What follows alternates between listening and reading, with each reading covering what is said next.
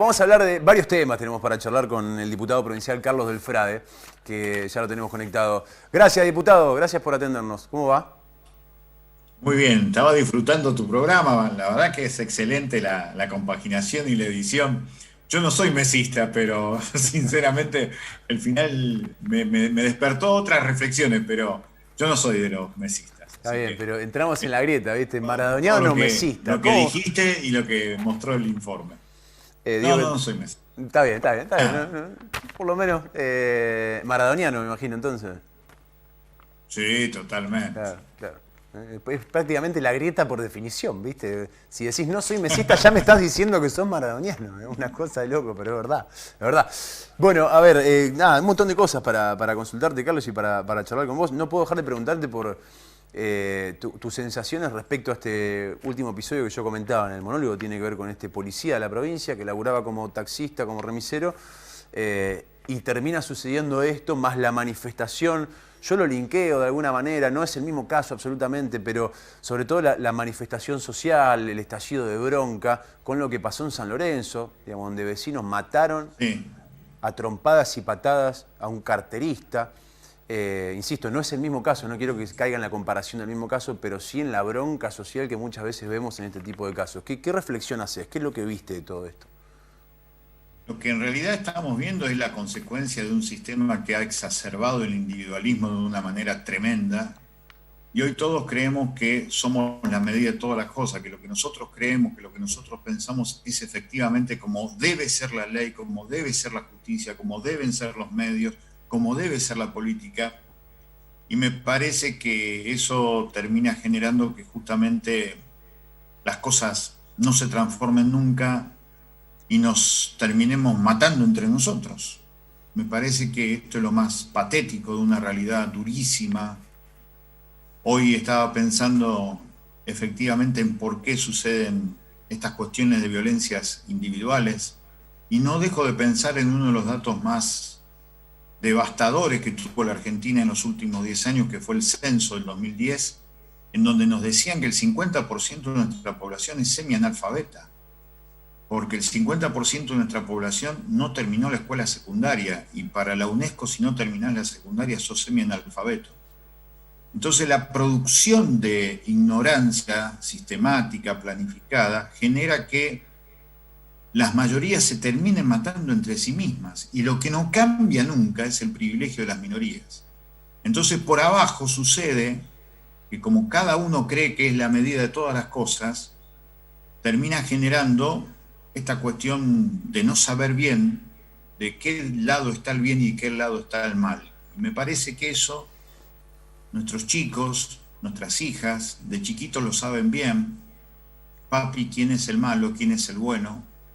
Esa pregunta tan básica hoy se ha perdido. Hoy creemos cada uno de nosotros que somos la medida de todas las cosas, entre otras cuestiones, porque los sectores de los tres poderes que alguna vez nos enseñaron que era la República, poder ejecutivo, poder legislativo, poder judicial, no funciona bien. Por eso fue tan acertada tu reflexión, cuando vos decís hay que dejar que la justicia investigue, y sí, efectivamente esa es la respuesta.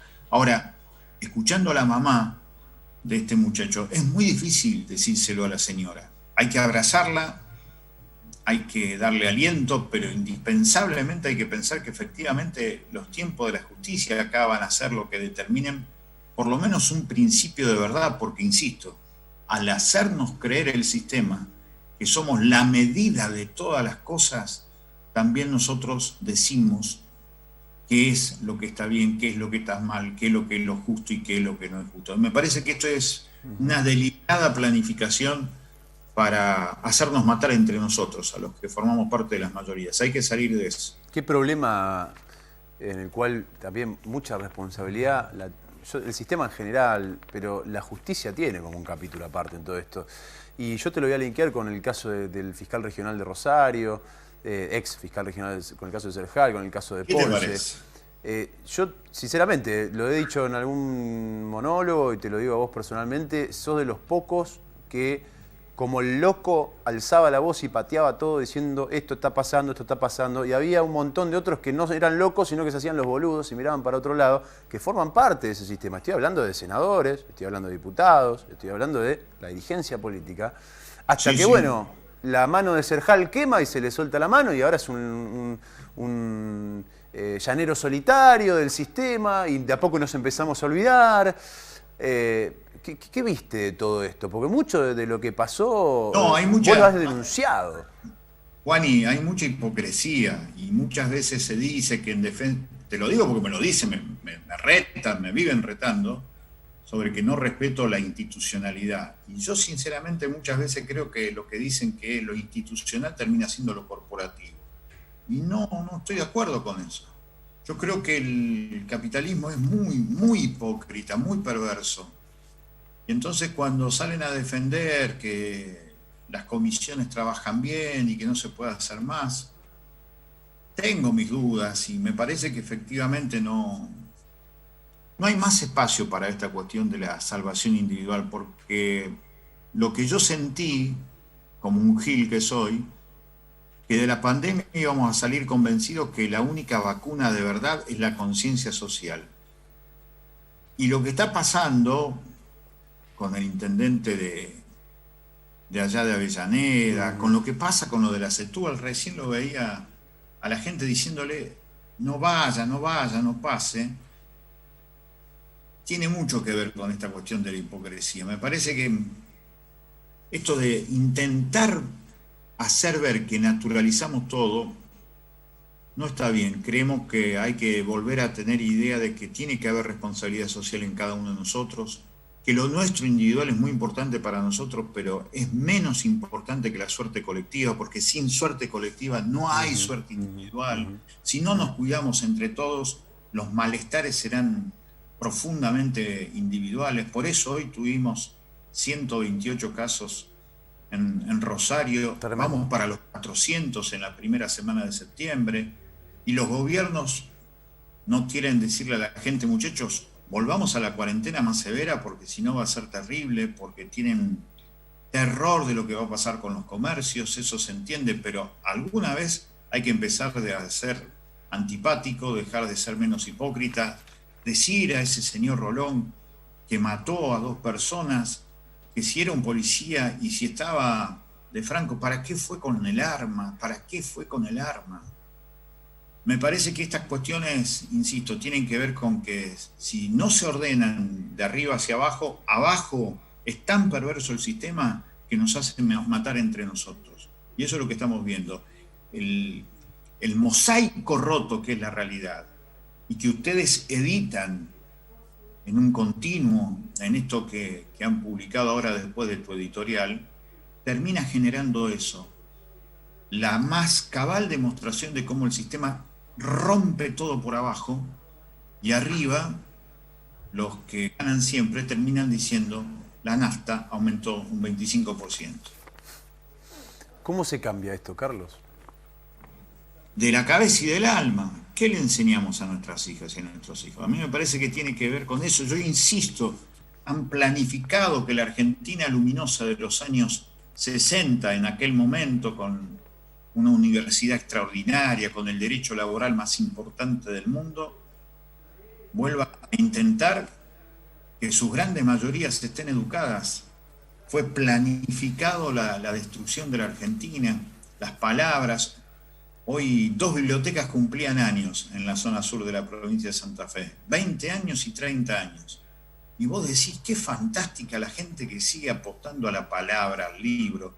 Y mirá lo que nos pasó con las palabras. 8.000 palabras manejábamos en la Argentina en 1975. En el 2005, 800 palabras.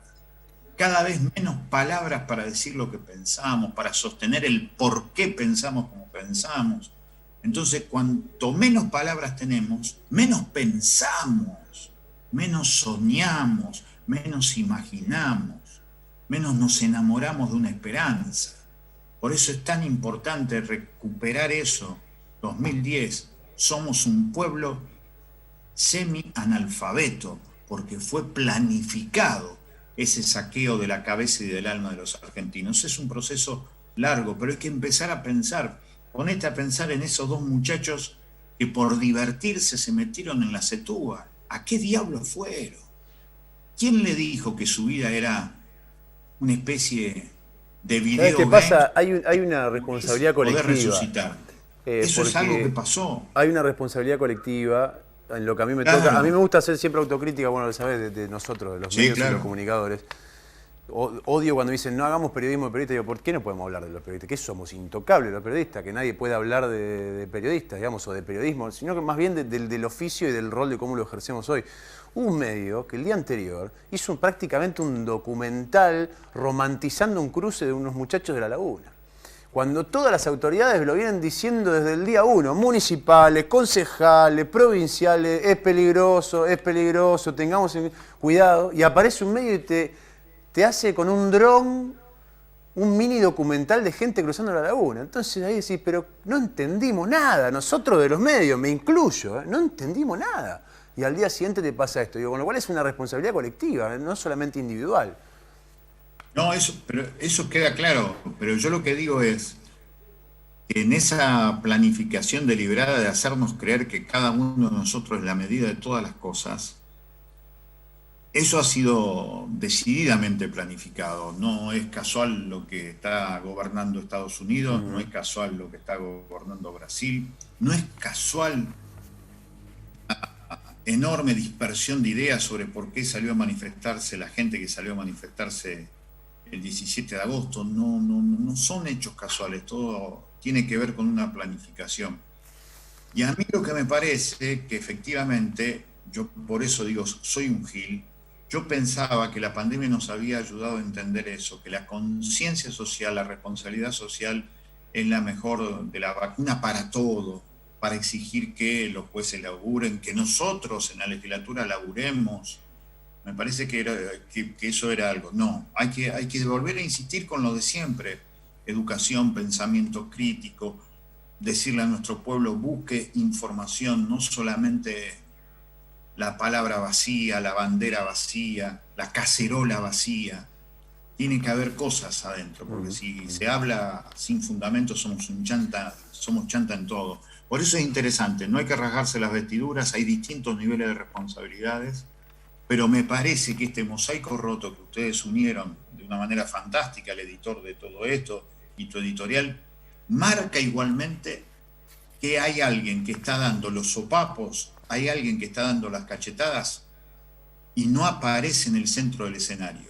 Lo que aparece en el centro del escenario es el drama, es opinar sobre este doble asesinato, si estuvo bien, si estuvo mal. Ahora, los que recibimos las bofetadas estamos en el centro. Ahora, el que da el bofetazo no aparece. Y ese es el...